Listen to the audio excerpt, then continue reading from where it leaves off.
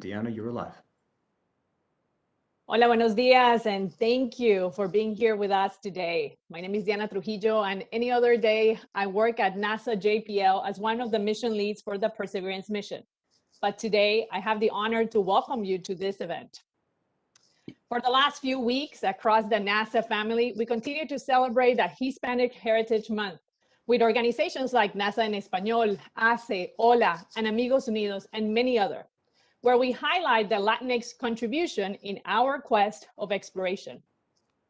As a Latina, I grew up with a strong sense of community because in my journey, I was helped by so many people that reminded me that I was not alone. My neighborhood, my community, they guided me, they cheered for me, they cried with me, they pushed me to always remember the siempre pa'lante. Today, we will talk about how two extraordinary individuals build community with one another across boundaries, creating a community that enabled them to get in the zone juntos.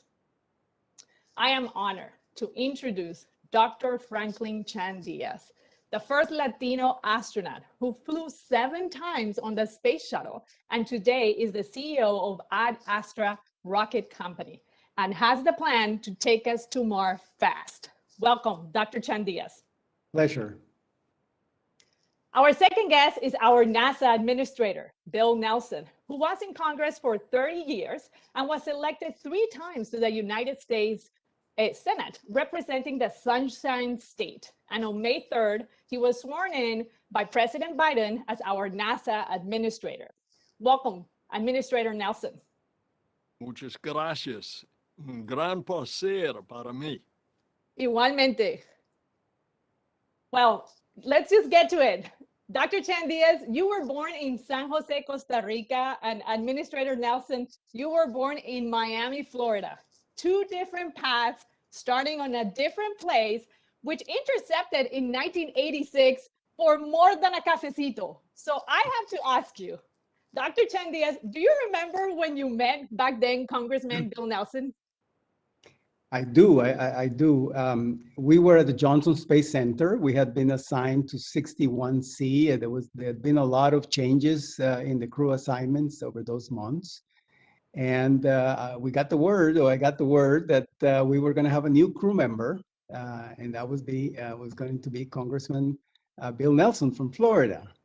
And it was an interesting, development in the whole process of launching humans into space. I had the opportunity to strap in Senator Jake Garn onto the shuttle when he launched. So this was not new to me. But it was a great moment to get to know a member of Congress that turned out to be such an incredible figure in the space program on the following years after our flight. Thank you for sharing that. And then Administrator Nelson, how was back then Mission Specialist Chan Diaz during training? But he was very tough, looking to making sure that you were getting everything right. Well, first of all, Franklin's so smart. We all had to walk on our tiptoes around Franklin. He's a plasma physicist with a PhD from MIT, but that tells a story, and I've got to tell it. He is one of the most incredible role models, as well as our pilot on that mission, General Charlie Bolden. And the intersection of all of these lives with different backgrounds that came together on the 24th flight of the space shuttle.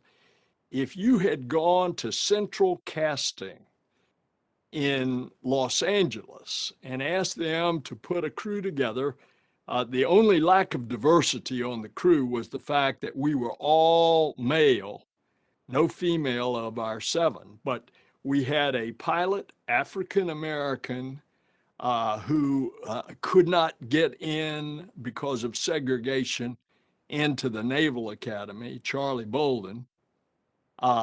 He was arranged with a Chicago congressman, and he got to Annapolis, and first thing off, he became president of the freshman class.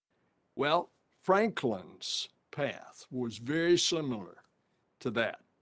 He comes to America after high school, not speaking much English, teaches himself English, goes through the universities, goes to MIT, gets a PhD in plasma physics, and applies to the astronaut office. And fate brought all of us together in those early space days of the space shuttle program. Because remember, we were the 24th. We went through 4 scrubs on the pad. It was the better part of a month before we finally launched on the 5th try, only to return to Earth, and 10 days later, Challenger launches and blows up. And so it's something that bonded us, and we still stay together as a crew. We've had 4 or 5 reunions. We're going to have another one next April. And over the years, we have grown to love each other as personal friends, including our spouses and our children. Thank you, Administrator Nelson. That is perfect segue for my next few questions. So I will say, in Perseverance, I experienced a strong sense of community. We worked together around the clock to make it to the launch pad. We worked together to make it to the surface. The Perseverance team had a strong connection as a family. Like you were saying, right? As a family, you guys still get together. I still have all my buddies that I go to. And in fact, I feel like right now I have this big group of primos everywhere across the world where I just call them and they just help me out. So with that in mind, Administrator Nelson, what were some of the things that you did together with the crew members to get to know each other? Because, you know, at some level, you're bringing a lot of the best together. And that could be a recipe for disaster or not, the opposite, where you just all get into that level where you understand each other and come together as a community. So could you please tell us? Well, first of all, we had great role models in the leadership. You can't do any better than a Commander Hoot Gibson, a captain in the U.S. Navy. You can't do any better as his second in command, Charlie Bolden, who went on back into the Marine Corps, became a major general. So we had the role models offering the leadership. But of course, what we did was we trained together. Except for our individual experiments, I did 12 medical experiments. Franklin had a number of experiments. He was also trained to do an EVA, the spacewalk, had we necessitated one. But otherwise we were training together. We'd go out and jog together, and those guys would leave me in the dust. And I'd struggle to keep up with them. All right, there's a picture of us in the wire basket. Here we are coming out of crew quarters. We did all of this together. So in the course of training together, enjoying each other, and one of the other things that was so great, you take these guys like jet test pilots like Charlie and Hoot that become all of these astronauts, they have a great sense of humor. And so we would laugh a lot. You know what I came to find out? That humor is therapeutic because you're on the cutting edge with so much that could go wrong. That humor just cuts through it and keeps you focused on what you're doing.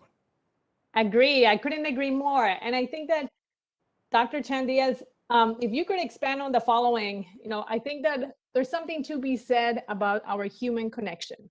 There's something to be said about the fact that we can be at the top of our technical realm or discipline. But what it boils down to is how we connect as individuals. Before this event started, you and I got on the call and we immediately switched in Spanish and we connected through our language, even though we're from different countries. I wanted to ask you is, you guys scrub multiple times. So tell us about how scrubbing your launch, something that, you know, having worked on Mars exploration on 2 missions, it's not something that you ever look forward to. It almost feels like a roller coaster. How did you guys bond it through that experience? Yeah. Well, you know, that is exactly what Administrator Nelson was saying. There's a lot of that tension that is all around us, but at the same time, we have to take it in stride. We have to have that sort of attitude of optimism and you know, a very good sense of humor, and pretty much laugh about it without being reckless. And you know, for me, I was the guy in the mid deck who had to open the hatch for us to egress after every one of those scrubs that Administrator Nelson mentioned. And I was kind of getting used to it. I knew that most likely we were not going to go. And so it was kind of interesting to me that on the day that we did go, I was kind of ready to just kind of unstrap and go open the hatch.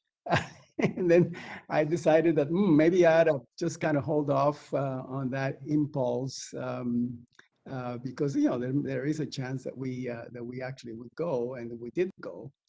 And of course, that was something that changed all of our lives. And there's a lot of bonding, as Administrator Nelson mentioned, which has to do with the adversity of the stress and the things that we have to do together. We were in quarantine for a very long time, and so we really had to, you know, really get to know each other really well. And when you're in a crew and you're working together in space, you really have to depend on one another very, very closely. And Yeah. I have to say that of all the 7 flights, this flight was very special to me. And I agree, for some reason, our crew seems to have the right chemistry because we have stayed together. And we do get together every couple years or so to celebrate that, that magnificent event 34 years ago. So I promised the crew that I was going to take them to Costa Rica after our launch, but of course we had the terrible disaster of the Challenger. So we actually had to wait, and we waited 30 years. And 30 years later, we actually did our post-flight trip to Costa Rica. And President Luis Alberto Monge, who was in office at the time, he basically said, "Hey, what took you so long to get here? I waited for you 30 years, but I actually did it." So anyway, Oh, lots of wow. Hey, Deanna, I've got to tell a story about Franklin and the president of Costa Rica. Um, so Franklin is doing a live TV interview from orbit with President Monge. And the president asking him a number of questions. And of course, Franklin is conducting it in Spanish, and all of us are floating behind Franklin in the picture. And the president says,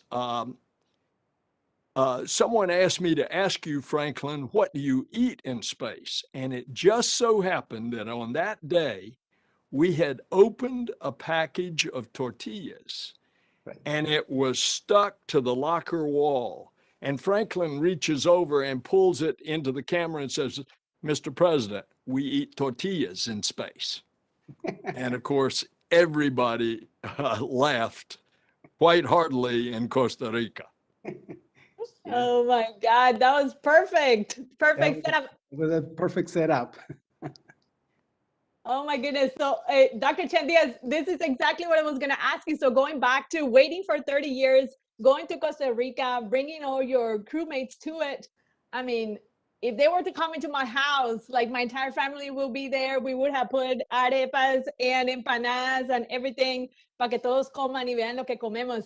How was that? How was like when they went? Did they go to your house? How did your family welcome them? You know, as Hispanic, Latinx families, just like, come in, you're one more of us. Well, we really went all over the place. I mean, the country is very small. You have to realize that Costa Rica is a very tiny country, you know. So we were able to do a lot of activities. We went, of course, to visit the former president, who was actually pretty, he was ailing, you know, and he passed away quickly after that. He died the following year. So he said, in fact, it was interesting that he did mention, he says that, you know, I couldn't die until you guys got here. It was a kind of a funny thing that he said, and he did pass away the following year. But we went to visit the current president, and we had a meeting with the Congress, which of course was very a very good connection for Administrator Nelson, who was in the Senate at the time. So we went to the Congress. We did a lot of activities in a public sense, and then we went off to the northwest of the country, which is a place where our company has a small laboratory, and we're doing a lot of work there in transforming Costa Rica into a hydrogen economy, you know, moving away from fossil fuels and doing all of that transformation there. We got to see a lot of that. So they got to see a lot of the country, get to see the countryside, and people got to meet the crew that I flew with on my first flight 30 years later. Hey, That's, Deanna, go ahead. you need to know that in Costa Rica, of course, Franklin is a rock star. As a matter of fact, he could be elected president of the country if they did not want to crown him as the king. I mean, that's how much he is thought of. And you can imagine a little country like that, one of their own becomes this astronaut that flies 7 times in space and is building a plasma rocket to go to Mars. Needless to say, it was wonderful to be in the glow of Franklin in his native country. That is amazing. I could not imagine it any different. I will say that it is a pleasure, Dr. Franklin Chandias. We have talked about it at the beginning, but it is an extreme honor for me to be having this conversation with you. I agree with Administrator Nelson. You are certainly a rock star and a role model for a lot of us. And, you know, I am so happy that you're from Costa Rica, and there's so many Central American countries and so many South American countries and other countries that speak Spanish, that we all look up to you as the first Latinx astronaut. That is just amazing. So let me go back to STS-61C and the crew. So let's talk about the power of staying connected, the power of the community, the power of crossing borders, the power of finding and building allies in your journey. Like we talked about it earlier, in this mission, your pilot was Charlie Bolton. So Dr. Chandias, let me ask you something. You and Charlie interviewed at the same time for the 1980 class of astronauts. How did you support each other? Because that process and that training has to be up there on the most stressful things to do. Yeah, Charlie and I have a very special bond. As you point out, Diana, we interviewed together for the class of 1980. We didn't know we were going to get selected, but in the end, we got selected, and we started training in 1980. We flew together quite a bit to get ready, and we became very good friends. And in the end, we got to fly together on our first flight. So we were 2 rookies, along with Bill and Bob Senker, our other payload specialist. And Charlie and I have become very close and continue to be friends over the years, more and more. And then we ended up flying again together. We had 2 flights together. This time was a flight with the first Russian cosmonaut. That was STS-60. And Charlie was the commander at the time. And we got to go to Russia together and train in Russia together. So a lot of really interesting surroundings that shaped the persons that we became. What a wonderful individual Charlie is. It just never ceases to amaze me, to have had the honor to be on a crew with him, or 2 crews with him, and to call him my friend. So yeah, I think Administrator Nelson probably feels the same way. It's just Charlie is just an outstanding individual that we all ought to look up to. Yeah, I had the pleasure also to meet Charlie Bolden 1 or 2 occasions through an organization called the Brooke Owens Fellowship. He is a remarkable individual, and it is so crazy to me to know that the 3 of you were on the same crew. So, Administrator Nelson, what is it like to have your longtime friend and crewmate as the former NASA administrator right before you? I mean, do you have him on speed dial? Well, fortunately, Charlie and Franklin, Hoot, the whole crew, Pinky, Stevie, Bob, they did so much for me as the outsider. And it was all the more an endearing bond that grew. And I'll never forget, I was just so struck in every crew since the very first days of the astronauts. They have a tradition. They go about 3 days before launch to what they call the beach house, and it's still there at the Kennedy Space Center. And they have a barbecue. And they can have their spouse, and they can have 1 or 2 other people. And in that barbecue was the mixture of America. It was just unbelievable. So there's Hoot, the best of the best, his wife, a medical doctor astronaut.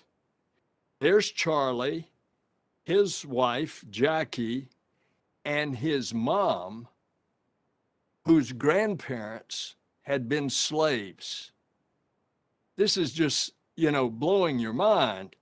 And then there's Steve Hawley, one of the smartest guys in astronomy, and Pinky Nelson, an astrophysicist, a weightlifter and wrestler from high school. These all-Americans there, Bob Sinker, an RCA engineer, and then Franklin and his mother, who did not speak English and who was worried about her boy getting on a rocket. Charlie Bolden told me that his mother says, "Oh, Charlie, I'm so worried." And he said, "Mama, don't worry. It's going to be all right." And of course, you can imagine what both Franklin's mother and Charlie's mother were thinking after we had landed in Challenger launches and blows up. So it was this amalgam of the fabric, the diverse fabric of America that was so important. And we're trying to do that now at NASA. And that's why we're going to land the first woman on the moon, the Artemis program, the sister of Apollo in Greek mythology, and we're going to land the first person of color. And if Franklin were still active, he'd be holding his hand up saying, "I want to be that first." So anyway, it's just a wonderful, wonderful amalgam of folks that all came together at one point in history. Thank you, Administrator Nelson. This is perfect segue again for the next question, which is, I know you mentioned everybody that was there, but part of the thing that was missing on all of that group is the international partnerships. So let me just get into that. You both, like a lot of people on the audience, have created strong community with many nations. As we, as planet Earth, explore the moon, Mars, and beyond, right? We explore together, we explore as one, and we keep pushing the boundary. So I will ask first Dr. Chen-Diaz, and then I will go to you, Administrator Nelson. Is Dr. Chen-Diaz, do you remember where you were during the Apollo landing, and where do you hope to be when Artemis lands on the moon? How can anybody forget? I think we all know where we were when humans landed on the moon. I was in Connecticut, at the University of Connecticut. I just started just a few months before the beginning of my freshman year. I was on campus getting to know the place, and got to see the landing from the student union at the university. And I felt that I was a little closer. I mean, I had come to the U.S. I'd just been in the U.S. for maybe a year and a half or so. I'd finished another year high school and got into the university. And so, here I was beginning my journey. And I said, well, these guys are walking on the moon, and here I am in the right country at least. And so I felt that I was a little bit closer. And where do you hope you can be when we land this go around with the Artemis program? I will be right here, cheering them on and hoping that maybe someday, I could have done that, or could have been there as well, and helping build the technology that will enable us to go even further than that. That's awesome. And then Administrator Nelson, the Artemis program has built a strong cooperation with the international partnership, like I was just mentioned a few minutes ago, to enable this endeavor for the whole world to go to the moon. Tell us about how we are working as allies with the international community. We're going to have what is like a mini space station, call it an outpost because it won't be fully occupied all the time, called Gateway, and it's going to orbit in a lunar orbit, and it's going to be jointly developed with our international partners. And I don't think it's ready to be announced, but it's very likely that on Artemis 2, that part of the crew will be one of the astronauts from our international partners. And that's Artemis 2 is the one that should go in early 24 to the moon, go far beyond the moon, farther than we've ever been, and then come back, testing all the systems and the equipment as then we prepare for Artemis 3 to go with a crew that will actually then climb into the lander in lunar orbit and go down to the surface. So the international cooperation is absolutely key. We already see that international cooperation big time on the International Space Station right now in low Earth orbit.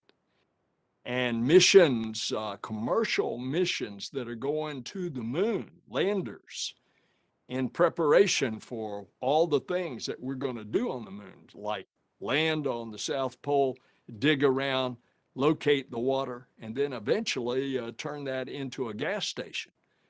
Because if you have water, you've suddenly got hydrogen and oxygen, and it can be the fuel for rockets going on for future trips out into the cosmos. So the international part is very, very important to NASA. Very good. Thank you so much for that answer. I couldn't agree with you more. Working with international partners, not just with the space station in the future, even on Mars missions, we're on the net with international partners. We are doing this all together. We're in it together. So thank you.